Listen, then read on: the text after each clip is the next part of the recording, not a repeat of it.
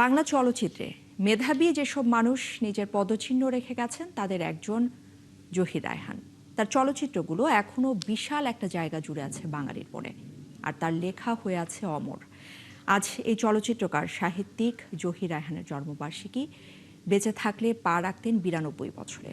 তার জন্মবার্ষিকীতে ৭১-এর শ্রদ্ধাঞ্জলি আফফান মিতুলের প্রতিবেদনে। আমার স্বামীর জীবন ফিরে পাবি। বাংলার চিরায়ত লোক সংস্কৃতি নিয়ে নির্মিত চলচ্চিত্র বেহুলা দিয়ে উর্দু সিনেমার একচেটিয়া বাজার ভেঙে দিয়েছিলেন জহির রায়হান। ১৯৬৬ সালে মুক্তি পাওয়া এই বেহুলা সিনেমা দিয়েই নায়ক হিসেবে অভিষেক হয়েছিল রাজ্জাকের। বাবা, ব্রেকিং নিউজ, এয়ারটেল এখন সার্কেল।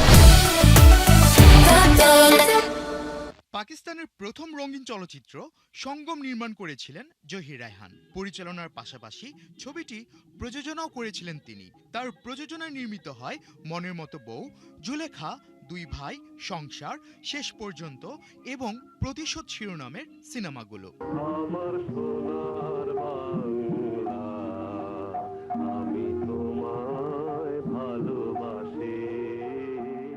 ১৯৭০ সালে মুক্তি পায় জহির রায়হানের কালজয়ী চলচ্চিত্র জীবন থেকে নেয়া। এই চলচ্চিত্রে তৎকালীন বাঙালি স্বাধীনতা আন্দোলনকে রূপকের মাধ্যমে তুলে ধরা হয়েছে। এই ছবিতে আমার সোনার বাংলা গানটি চিত্রায়িত হয়েছিল, যা পরবর্তীকালে বাংলাদেশের জাতীয় সঙ্গীত হিসেবে স্বীকৃতি পায়। জহির রায়হানের পরিচালিত কাচের দেয়াল ও স্টপ জেনোসাইড বাংলাদেশের চলচ্চিত্রে মাইল ফলক হয়ে আছে আজও।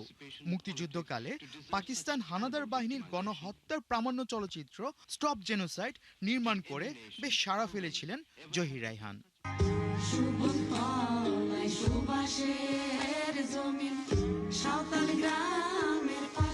বরফ গলা নদী, শেষ বিকেলের মেয়ে, আর কতদিন, তৃষ্ণা, হাজার বছর ধরে তার লেখা উল্লেখযোগ্য উপন্যাস। হাজার বছর ধরে উপন্যাস অবলম্বনে তার স্ত্রী সুচন্দা নির্মাণ করেছিলেন একই নামের সিনেমা।